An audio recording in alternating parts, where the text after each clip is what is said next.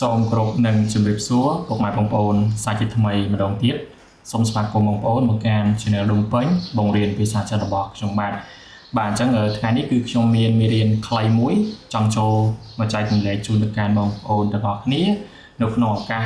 ចូលឆ្នាំសកលបាទអញ្ចឹងដូចបងប្អូនបានឃើញ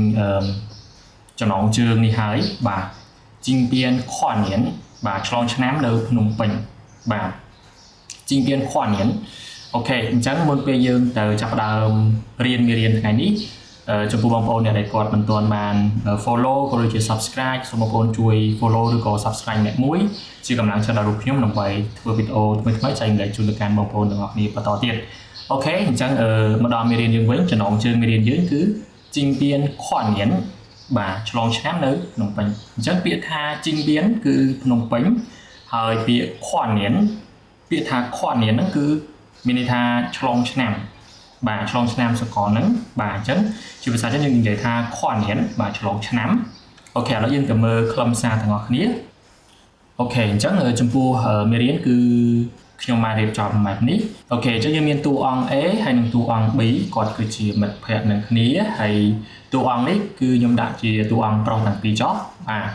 អូខេហើយចំពោះមេរៀននេះគឺខ្ញុំនឹងសម្រាយពាក្យមួយហើយយើងនឹងបកប្រែនៅចុងវីដេអូហើយយើងបញ្ចប់មេរៀនតែម្ដងអូខេអញ្ចឹងយើងចាប់ផ្ដើមពីតួអង្គ A មុនបាទ听说你要去金边跨年បាទអញ្ចឹងពាក្យថា听说ហ្នឹងគឺឮថាបាទឮថាបាទអូខេគាត់ឮគេថាឬក៏ឮណាគេនិយាយអញ្ចឹងណាបាទ听说你要去金边跨年បាទ去金边跨年ហ្នឹងគឺមានន័យថាទៅឆ្លងឆ្នាំនៅភ្នំពេញអូខេអញ្ចឹងតួអង្គ B គាត់តបវិញថា对我准备去金边我准备去金边បាទ准备គឺត្រៀមបាទត្រៀមឬក៏រៀបចំអីចឹងទៅបាទ去金边ទៅភ្នំពេញបាទ那儿跨年热闹吗那儿跨年热闹吗អូខេ那儿ទីនោះបាទអូខេ热闹ហ្នឹងគឺអ៊ូអបាទដែលកន្លែងដែលមានមនុស្សច្រើននេះអញ្ចឹងណាអញ្ចឹងពាក្យ热闹គឺយើងបកថាអ៊ូអអូខេបន្តទៀត非常热闹អូខេ非常热闹ហ្នឹងមានន័យថាអ៊ូអខ្លាំងមែនតើបាទ非常热闹អ៊ូអខ្លាំងមែនតើ皇宫广场那儿有很多人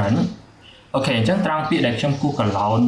ត្រែខាងក្រោមនេះបាទ皇宫广场ហ្នឹងគឺយើងបកថាព្រះបរមរាជវាំងបាទ皇宫广场អូខេបកខ្មែរថាព្រះបរមរាជវាំងអញ្ចឹងបងប្អូនអាចកត់ពាក្យនេះទុកបានណាបាទអូខេទៅបន្តទៀត你和谁一起去បាទសញ្ញាសួរ你和谁一起去你和谁នឹងមានថាអ្នកនឹងអ្នកណាគេម្នាក់ទៀតអូខេកន្លែងហ្នឹងអញ្ចឹងពាក្យ谁ហ្នឹងគឺអ្នកណាគេបាទ一起去ទៅជាមួយគ្នាបាទពាក្យ一起去ទៅជាមួយគ្នាបាទ我和我的爱人អូខេ爱人នេះគឺសង្សារបាទអញ្ចឹងថ្ងៃឆ្លងឆ្នាំអូខេប្រកាសជាមានសង្សារបាទពួកគាត់ណាជាច្រើនដែលគាត់ទៅមើលកំជ្រួចជាមួយគ្នាឬក៏ឆ្លងឆ្នាំជាមួយគ្នាអីចឹងទៅយុវវ័យបាទអញ្ចឹងមិនមែនប្រកាសថាសង្សារអ្នកផ្ទះប្រពន្ធអីចឹងទៅបាទប្តីអីចឹងទៅឆ្លងឆ្នាំនៅនឹងជាមួយគ្នាអីចឹងណាអញ្ចឹងបងប្អូនអាចលុបបានបើសិនជាបងប្អូនចង់ទៅជាមួយអ្នកផ្ទះយើងអាចកែទៅកន្លែងនេះទៅយើងដាក់ជាអ្នកផ្ទះអញ្ចឹងទៅឡៅកងឡៅផអីចឹងទៅបាទយើងបដូរតួអង្គកន្លែងនេះណាបាទ我和我的爱人អូខេបន្តទៀត你准备在那儿看烟花你准备在那儿看烟花បាទ烟花ហ្នឹងគឺកាំជ្រួចបងប្អូនបាទបងប្អូនអាចកត់ចំណាំទុកបានពាក្យថា烟花កាំជ្រួចបាទកាំជ្រួចអូខេបន្តទៀត我准备在河边看那里的风景最好我准备在河边看那里的风景最好អូខេអញ្ចឹងពាក្យថា河边ពាក្យថា河边នេះគឺមាត់ទន្លេបងប្អូនណា河边គឺយើងបកថាមាត់ទន្លេបាទ那里的风景ហ្នឹងគឺទេសភាពបាទ最好ល្អមានថាទេសភាពល្អខ្លាំងឬក៏ស្រស់ស្អាតខ្លាំងអីចឹងទៅបាទអ ល្អបំផុតទេសភាពគឺល្អបំផុតនៅកន្លែងហ្នឹងហើយបាទអញ្ចឹង风景គឺទេសភាពបាទអូខេបងប្អូនអាចកត់ទុកបានពាក្យអូខេ谢谢到时候我们一起倒计时បាទ谢谢到时候我们一起倒计时បាទ倒计时ហ្នឹងយើងបកថារាប់ថយក្រោយរាប់ពេលវេលាថយក្រោយហ្នឹងហើយបាទអញ្ចឹងបងប្អូនអាចកត់ទុកបានបាទ倒计时倒计时អូខេរាប់ថយក្រោយបាទ好អូខេ3 2 1新年快乐បាទអញ្ចឹងរាប់ថយក្រោយប្រកបជាអូខេ3 2 1រីករាយឆ្នាំថ្មី Happy New Year អញ្ចឹងទៅបាទអញ្ចឹងអូខេឥឡូវយើងទៅមើលការបកទាំងអស់គ្នាម្ដងទៀតអានេះខ្ញុំគ្រាន់តែជាការសម្រាយពាក្យជូនទៅកាន់បងប្អូនទាំងអស់គ្នាទេហើយពាក្យនីមួយៗបងប្អូនប្រកាសជាយល់រួចហើយណោះតែឥឡូវយើងទៅមើលការបកប្រែរួមហើយយើងនឹងបញ្ចប់មេរៀនថ្ងៃនេះទាំងអស់គ្នាអូខេអញ្ចឹងបន្ទាប់ពេលដែលយើងបានបញ្យល់ពាក្យរួចហើយឥឡូវយើងចូលមកដល់ការបកប្រែយើងនឹងបញ្ចប់មេរៀនថ្ងៃនេះតែម្ដងណាបងប្អូនបាទ听说你要去金边跨年听说你要去金边跨年ឬថាអ្នកទៅឆ្លងឆ្នាំនៅភ្នំពេញបាទអញ្ចឹងគាត់សួរណាសួរទៅកាន់តួអង្គ B 对我准备去金边对我准备去金边បាទឬក៏ថាអ្វីខ្ញុំត្រៀមទៅភ្នំពេញបាទអូខេអញ្ចឹង A ក៏បន្តទៀត那儿跨年热闹吗那儿